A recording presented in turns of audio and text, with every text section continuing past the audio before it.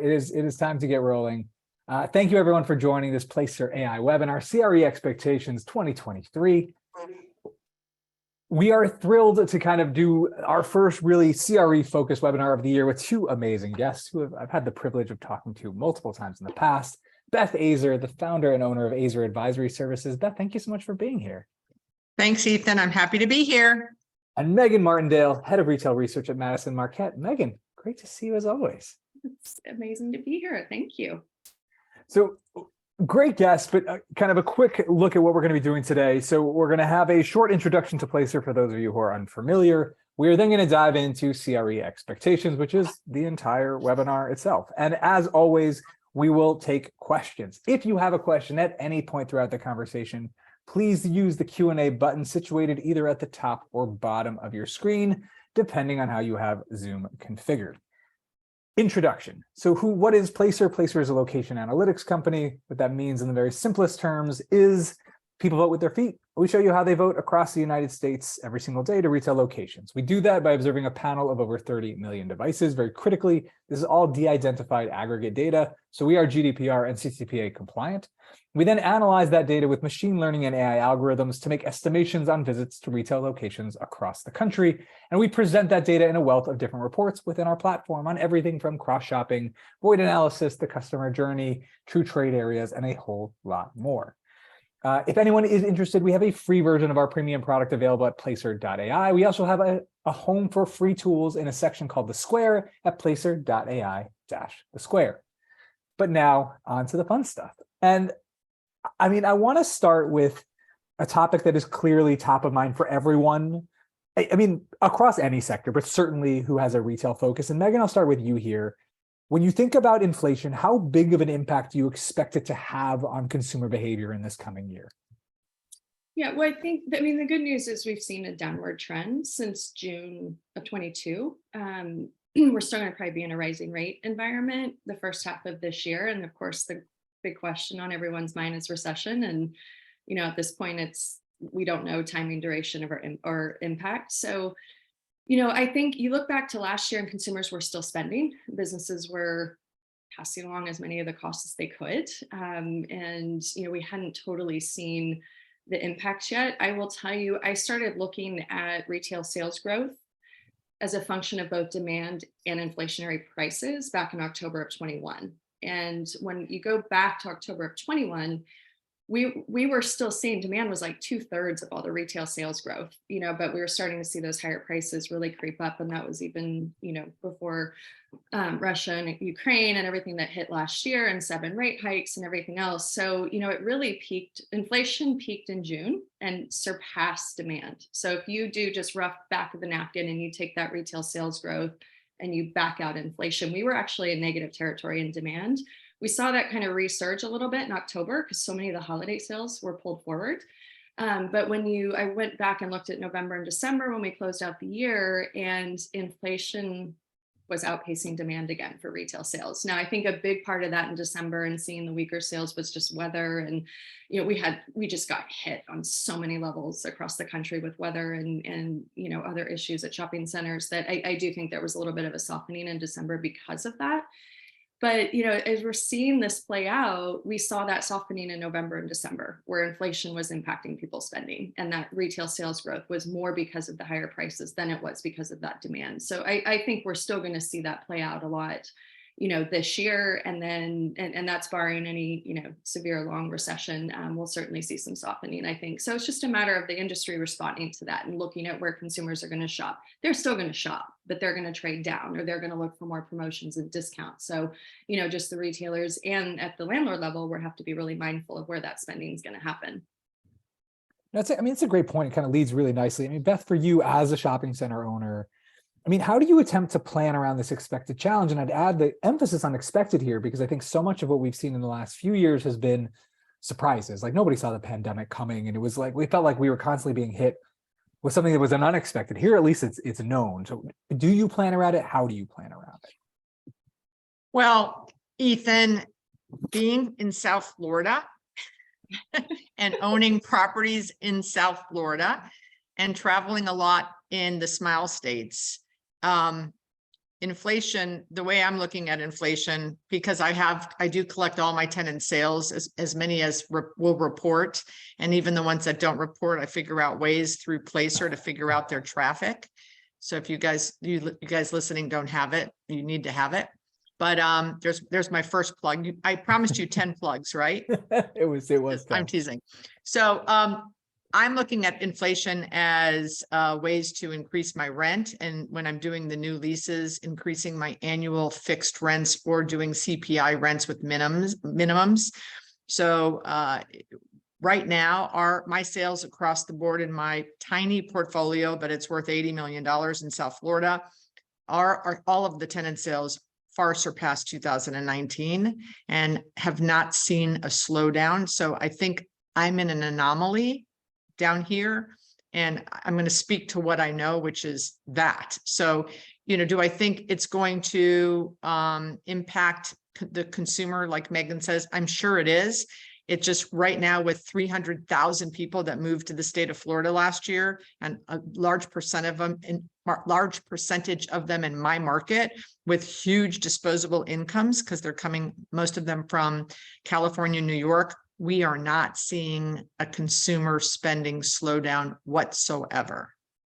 I mean, that's really interesting. I mean, especially because you think about how different these kind of umbrella, large scale, nationwide economic kind of issues, they do still have a very local kind of actualization of what it means. And each market is so different. And when like you said, like the shift of the migration patterns that benefited Florida, that's a huge thing. And so, it's interesting. I think that there is so much about how it affects the day-to-day, and there's so much about how it plays into the way you kind of communicate with customers. But I guess, I mean, I wonder I'll almost tweak this to ask it in two ways for you, Beth, but like, when you think about the volatility, when you think about the challenging economic environment in other areas, would it change the way that you communicate? Was it change the way that you try to kind of set up your center, or you kind of counsel your retailers?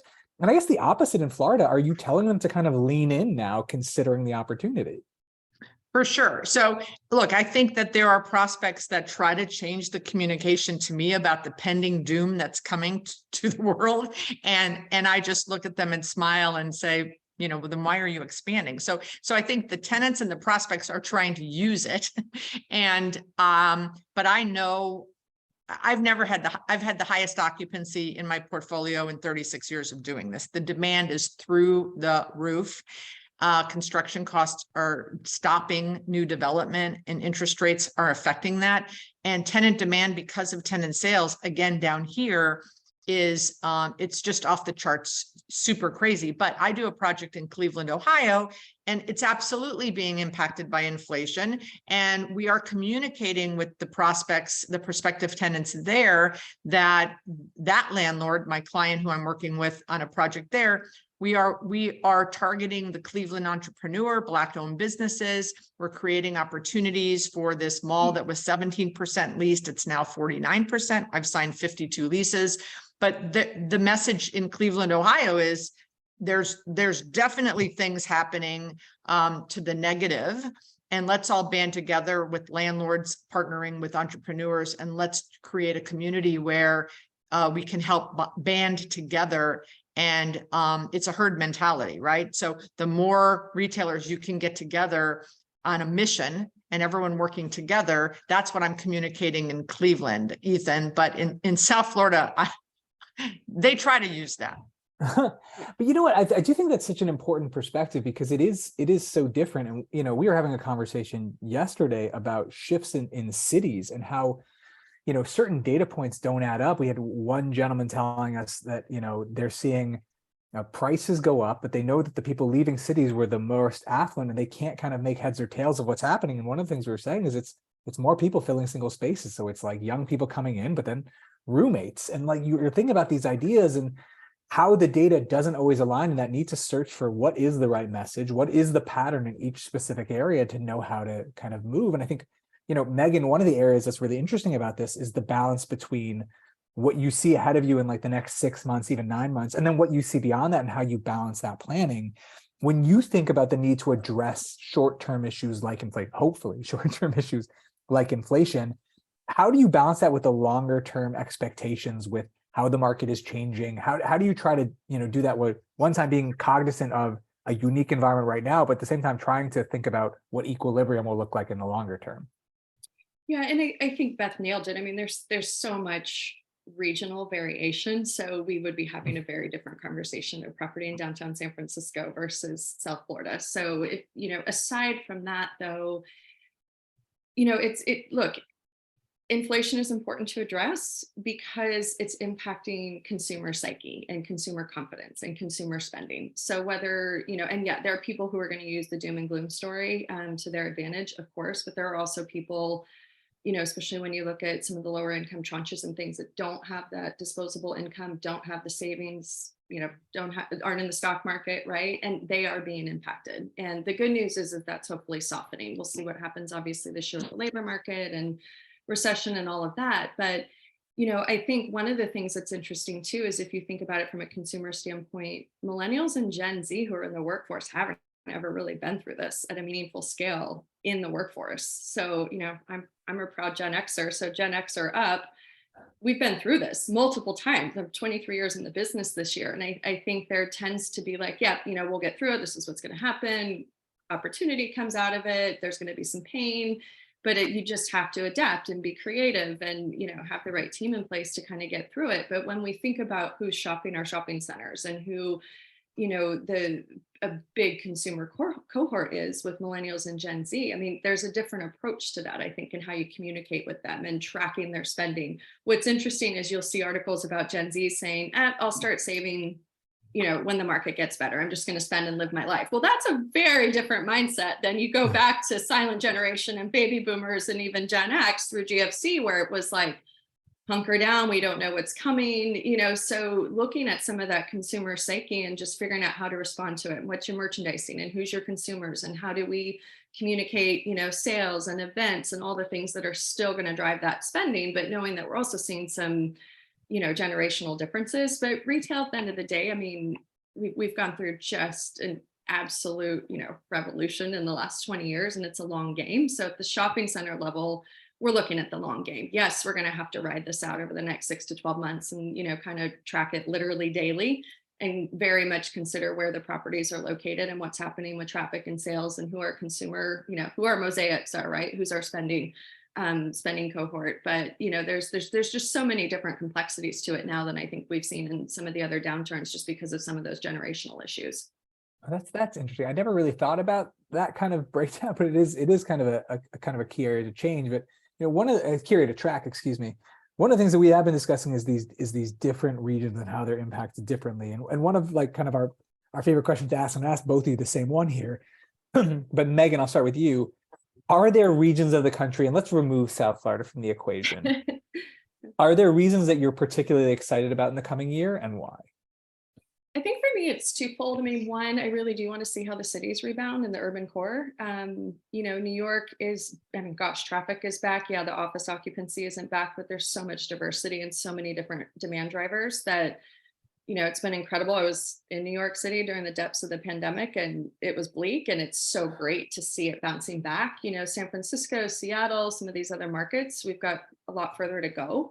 So I think that's going to be really interesting to see kind of what that rebound looks like. I think outside of the urban core, I do still think it's the South and the West, but what I'm finding really fascinating, and Beth, I know you can probably speak to this in Florida, before the migration patterns that started even before the pandemic, it was Denver and Austin and Raleigh and Portland and all these great cities, kind of secondary cities. And now we're like even getting into the tertiary markets. So when you think of all the different areas that are, expanding now, yeah, it's still the South and the West, but you're talking about Cape Coral in Florida and Winter Haven outside of Tampa. And you're looking at, Burlington, North Carolina and Gilbert, Arizona and Buffalo, New York, and, all of these other, Georgetown outside of Austin and Texas. So it's still kind of some of the same states driving that growth and still kind of coming out of the big cities.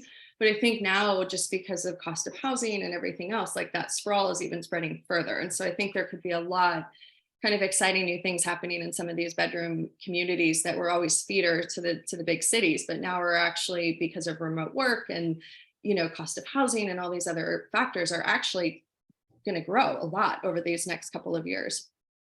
I mean, yeah, it was super interesting how it kind of spreads, and maybe spreads faster than we'd expected. Beth, same question for you. Are there particular regions in the country that you're particularly excited about, and why?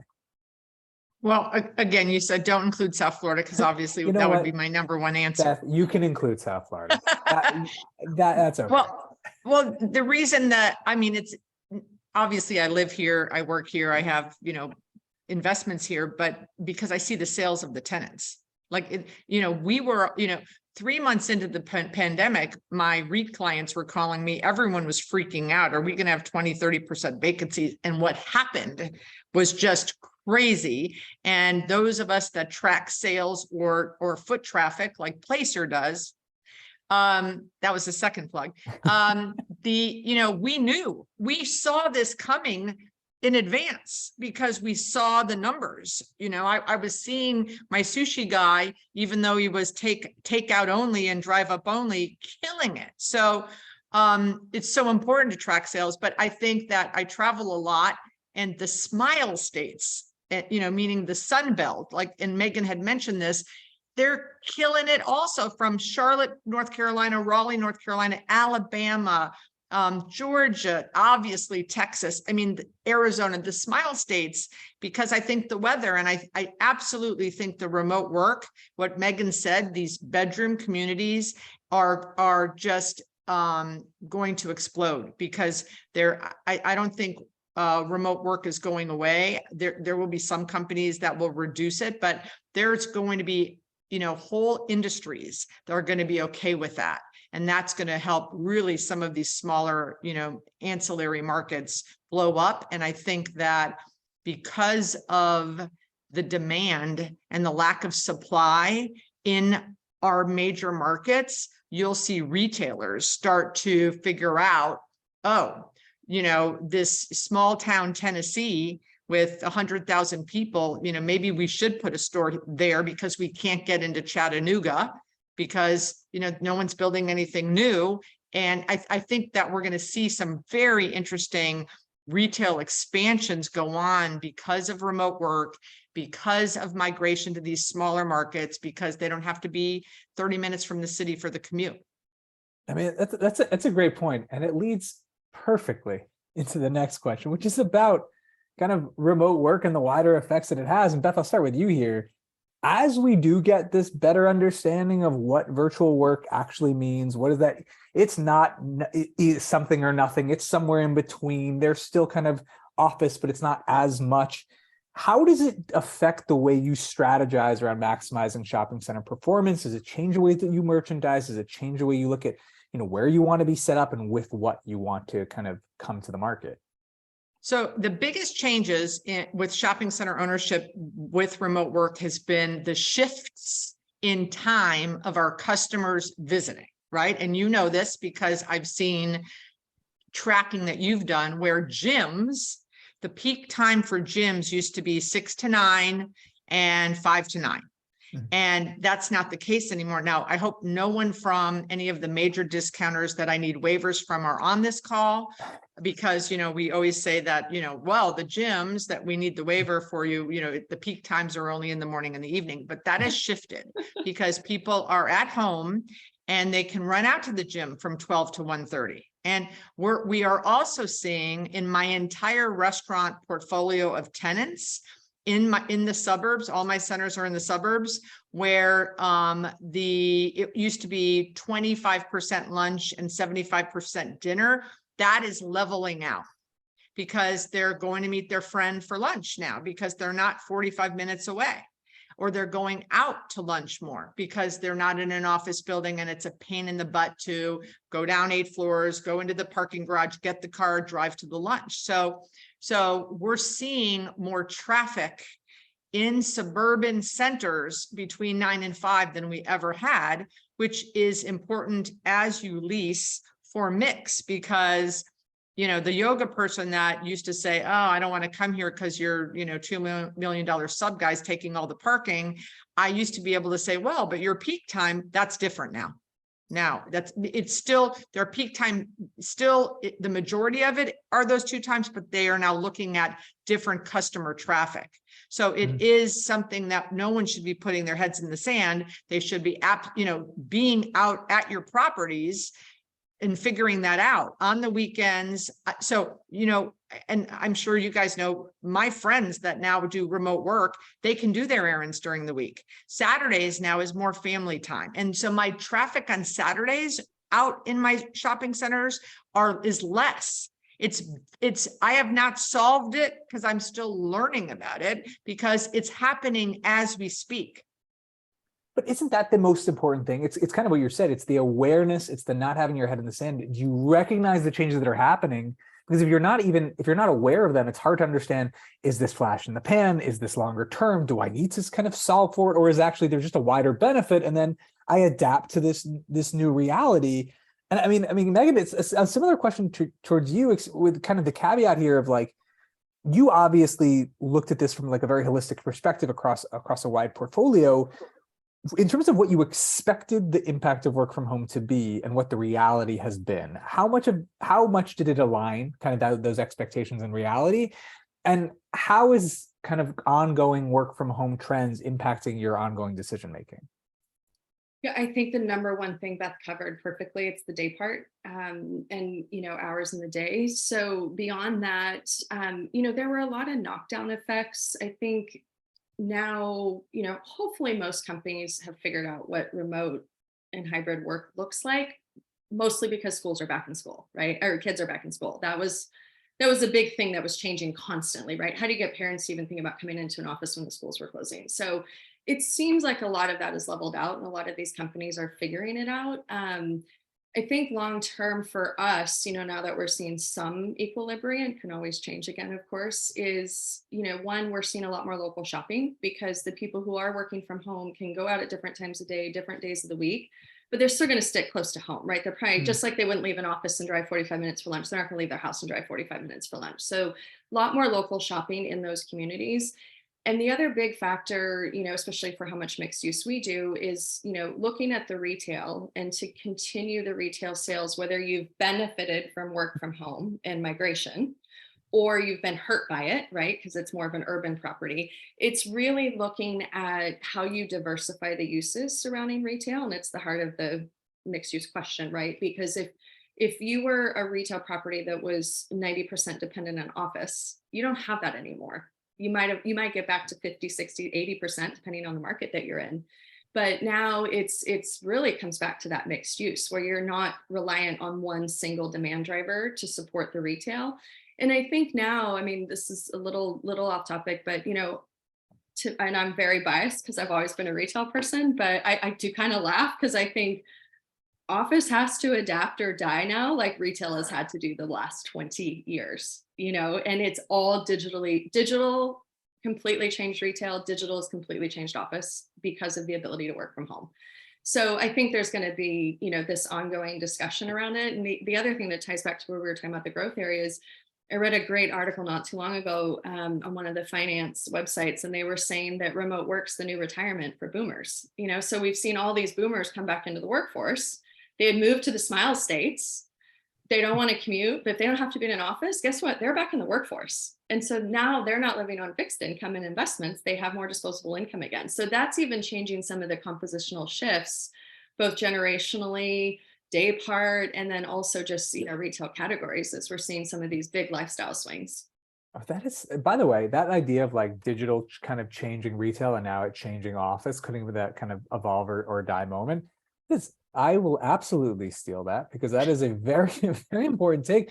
And by the way, that at the core of it is almost like what I know a lot of the three of us certainly have felt this for a very long time, which is evolution does not mean death. It means evolving, and it's usually to a better, stronger place. And I think that's going to be the same thing that we've seen in retail for the office, of getting to these the more robust foundation of why we go to an office or why we go to a brick and mortar location. And speaking, I mean, by the way, the transitions today, have been so organic. I mean, there's no beating it. This is a new bar is being set. But I think, we were at NRF a week Well, you ago, did which is- say you were going to start your year off with 2 rock star speakers, right, Ethan?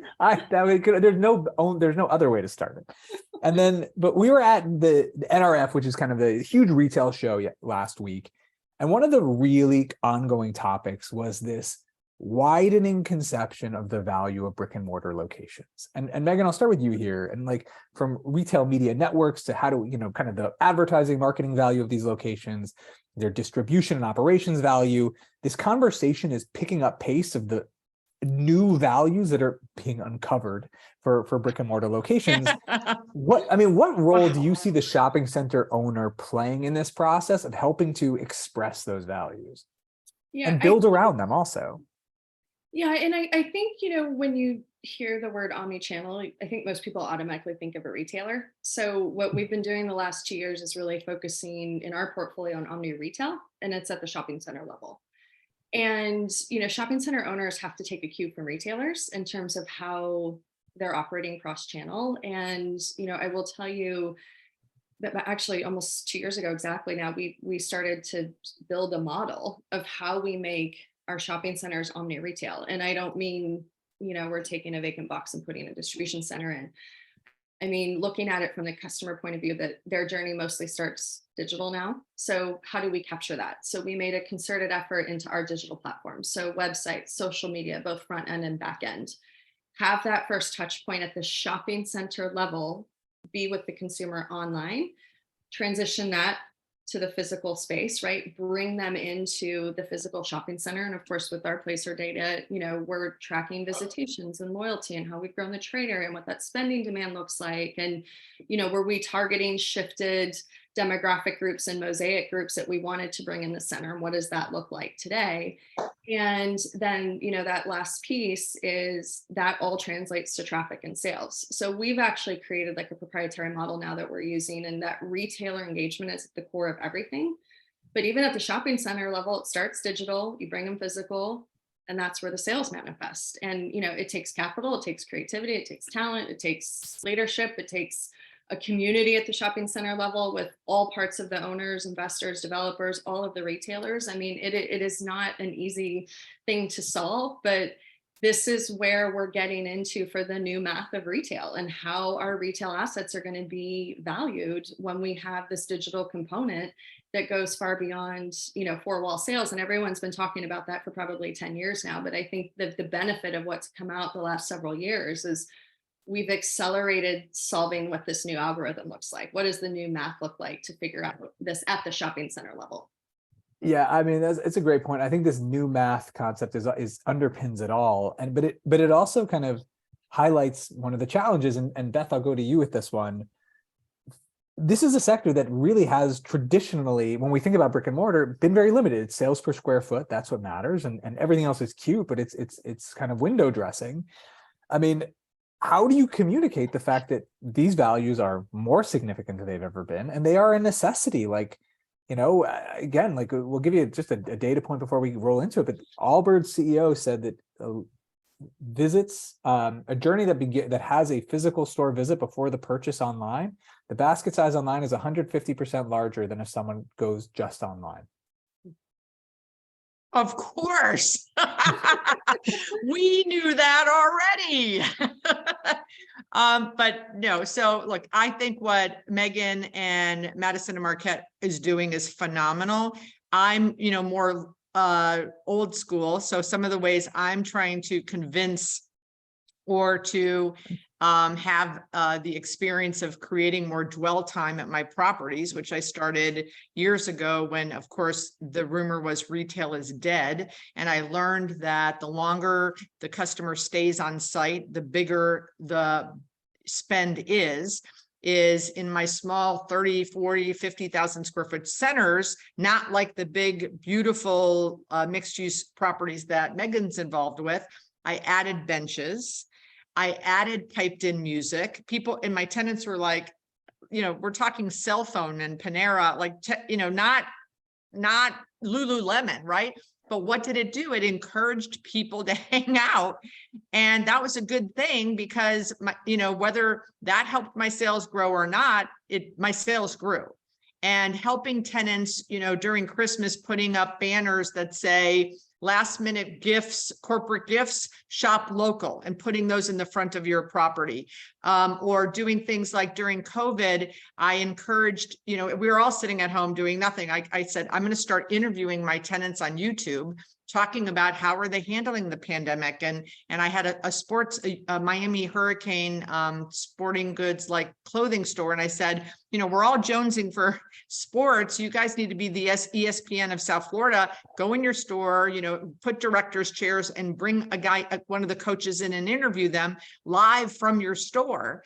And then what I did is I started doing Instagram lives with my tenants. And then I said, oh, I could do this with prospects too, just people that I wanted to lease to. And we had a whole series of, talk to the local mom and pop about retail and how they're doing since the government closed their stores, or et cetera. Then what I did is I hired, once everyone started opening faster in Florida, I hired photographers to go into the stores and start taking like lifestyle pictures of the store owners and their stores. And I started posting them on my social media pages, gave them the assets so that they could post them, and the property paid for that. So there's a lot of ways that we can all use social and think about how do we get the community to shop at our properties and stay there?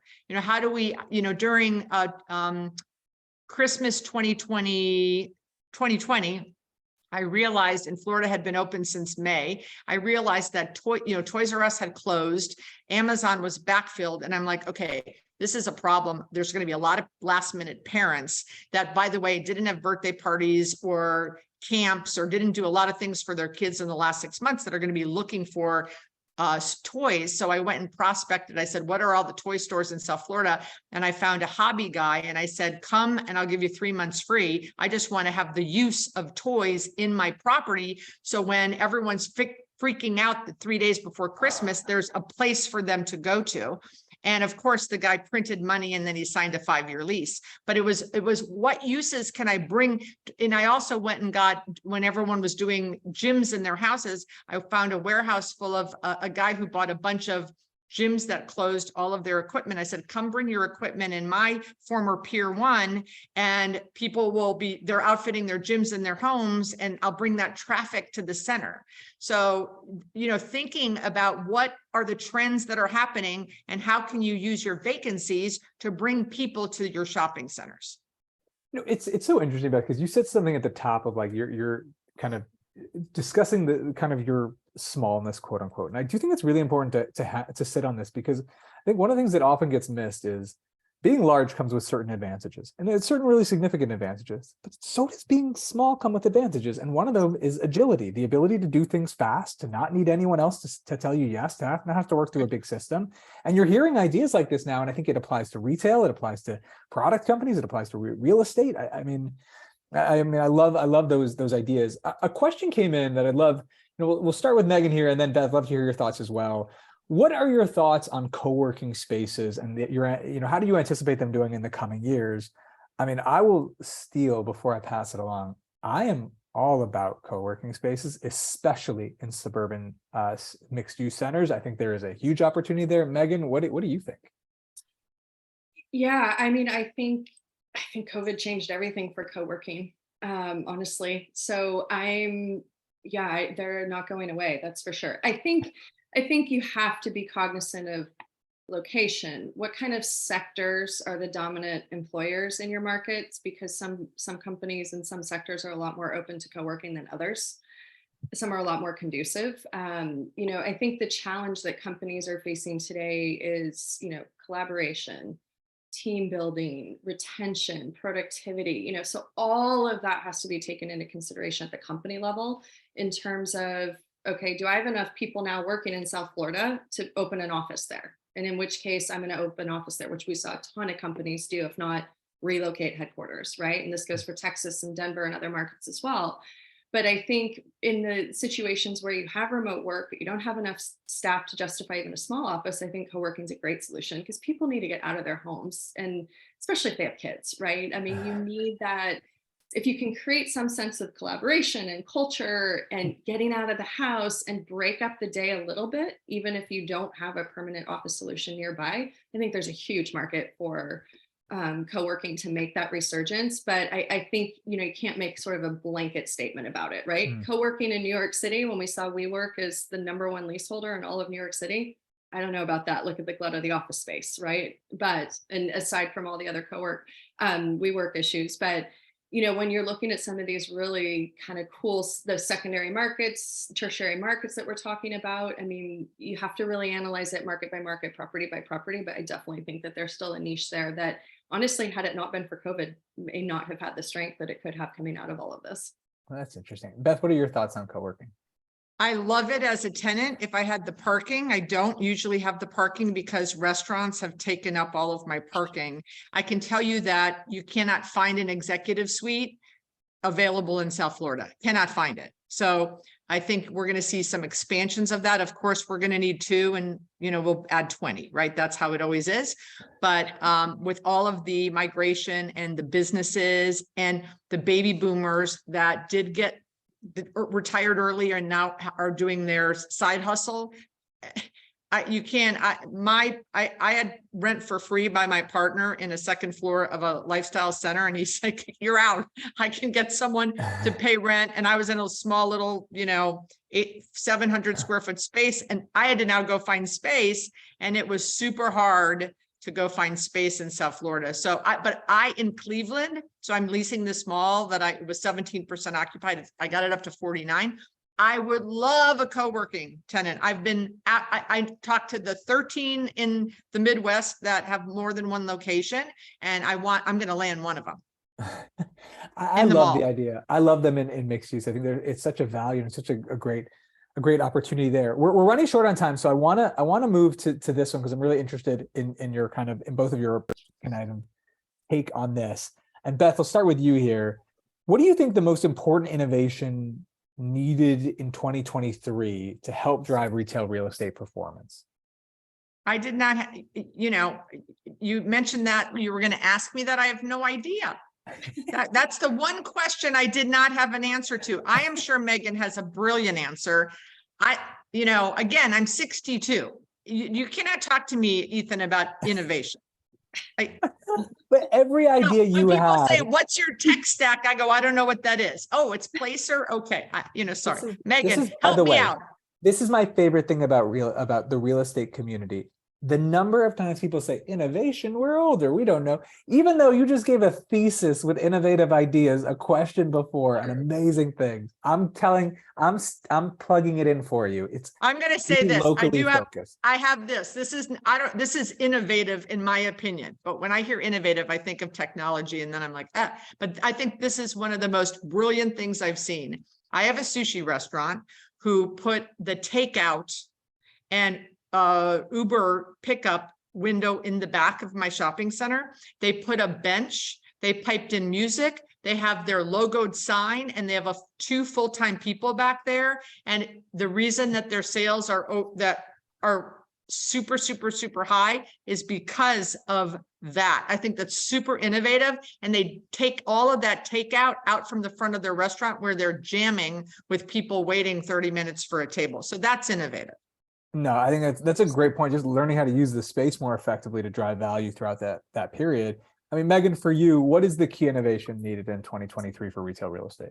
I mean, I think I already touched on it. We're used to measuring assets over time, and now we have to measure assets across channels as well. So I think that's, I think that omni retail that I had touched on is really where we're focused from an innovation standpoint, just because it gets back to the core fundamental of real estate 101, which is, NOI and revenue and driving sales and driving traffic and measuring everything and then, figuring out how to monetize it. So I think with all the data sharing, I mean, look, it's still really hard to get online sales from retailers. It's still, you're not seeing the level of transparency we would all hope that we'd be at by now, especially with what we've been through the last 3 years. So we're still grinding the axe on this, and we have been for quite some time. But I think with the amount of data that is available with Placer and other resources, that I think it's not a new innovation, but it's something that's so desperately needed that I think we're going to keep chipping away at it this year. That's a great point. The need for more transparency and kind of a recognition by all parties that how valuable the transparency can be. I still think there is kind of it's hard to teach people that who have been holding their cards so close to the vest for so long that there's actually value in having some of the stuff exposed. It actually enables a better situation for everyone. I think that is. I don't, Ethan, I don't think the retailers thought that was very valuable when they were asking us for rent reductions during COVID, and we had Placer information that said that their traffic tripled. I don't think they like that transparency, Ethan. I hear you, but it's always the idea of like, if you can kind of see things for what they are, you can really adapt the way you need to. If you're operating, this is always the example remember the retail apocalypse narrative that was so prevalent just a few years ago, and the golden examples are always Sears and Kmart, and obviously there's operational issues there. But one thing I always say is like, look, if you were Sears or you were Kmart, you were making decisions based on such a limited perspective, and even if you were doing the best you could, it was still limited. And so we think about what we have available to us today to improve the decision-making process. I do think that access to open information is so critical. I know we're running short on time, but I want to make sure I get to this one. When you look back at 2022, and Megan, I'll start with you, and then Beth, I'll end with you. When you think about everything you saw in 2022 from a retail real estate perspective, what was the biggest lesson that you were taking forward from last year into this year and beyond? I think outside of just commodity retail, like groceries and toilet paper and gas and things like that, I think, we're in this economy of content creators and influencers, and people are really chasing, that experience again, but they're doing it in a different way. They're starting that process digital. So digital content is really what's driving a lot of the consumer shopping preferences, and even driving traffic into our shopping centers and the retailers. And it's almost to the point where the products are somewhat secondary, especially because consumers can be really fickle these days, depending on economic impact, brand values. They had a bad omni-channel experience and didn't get their order. There's a myriad of reasons why consumers are chasing loyalty and chasing different brands for different reasons, and switching the brands that they shop. So I think, we're being so mindful of this too, is just even looking at our content, our social media, our website. We went through a huge overhaul to update all the websites, bring everything, really modernized and compliant, and create the content, engage with our customers, the shopping center level online, and then use that to get them to the physical stores. So I think we're going to see that continue for now, because everyone is so vocal about everything that's going on, that a lot of consumers are turning to kind of that crowdsourcing, the creators, the influencers. What do they like? What are they buying? How are they navigating some of these things? What brand experiences have they had? And that's driving a lot of that consumer psyche right now, especially when you look at, millennial and Gen Z. So I'm just super mindful of that, and just seeing, once everyone was home and you weren't going out having the physical experiences, you were having it online, and then that seems to continue. And I think it'll definitely continue into this year, especially considering we're heading into our 4th year of volatility, that, people are going to turn to kind of their networks, right? To do everything from get inspired to impulse to research to navigate, they're going to start there. And you have to have a presence in that now for, again, not commodity retail, not the basic services, but anything that's fashion, entertainment, experiential, restaurants, all of that, there has to be a piece to it. By the way, if you're looking to write a book, 4 years of retail volatility sounds awesome. I feel like that works. Beth, same question for you. And what was the biggest lesson that you learned about retail real estate in 2022 that needs to be taken into this year and beyond? Perspective. And digging deep and getting the stats and the knowledge. So for example, I was in a Midwest city, not Cleveland. I was with a client with their office leasing team, and we were driving out to the suburbs, and I said, what do you think the occupancy is of this office park we're going to go to? And 4 of the people on the office team said 30 to 40% of vacancy. I said, okay, great. And they got that from online sources. And when we got to the office park and we walked through 6 buildings, it was more like 80% vacant. Alternatively, South Florida, if people live, like I have friends that are not in my business and they think the sky is falling because they watch the news and they watch CNBC and whatever channels they watch, and recession, and oh my gosh, and the sky is falling. And there's 2 benchmarks in our business: sales and delinquencies. And I've never had the higher sales and I've never had the lowest delinquency, and of course, occupancy. So there's, winter may be coming. It's not coming in South Florida. There will not be a recession in South Florida, but people have they don't have an accurate perspective, or they have their own perspective, but it's based on inaccurate information. And in our business, everyone should have a perspective based on factual information that they should garner for themselves and not rely on others that it may not be accurate. So I think perspective is a huge, and my parents, speaking about perspective, my parents signed a mortgage with an 18% interest rate. So it's about perspective. I will sign 5 or 6%, interest rate on deals to buy. I'd like to not have a prepayment penalty in case rates go down, but 5 or 6% in the big, we've been so lucky for so many years that it was 2, 3, and 4. So let's just all have some perspective. So that's my lesson. It's a fantastic lesson. And with that, unfortunately, we are short on time in what has been an absolutely fantastic conversation. Megan, Beth, thank you both so much for joining. It's always a pleasure, and really appreciate you taking the time to be with us today. Thank you. And everyone, Thank you for having us. Oh, God. I mean, it's more fun for me than it is for it's as fun for me as it is for anyone else. And I really appreciate everyone joining us today. Have a wonderful rest of the day. Look out, we're going to do our next webinar in just a few weeks focused on the restaurant sector. So please join us then, and everyone have a wonderful day.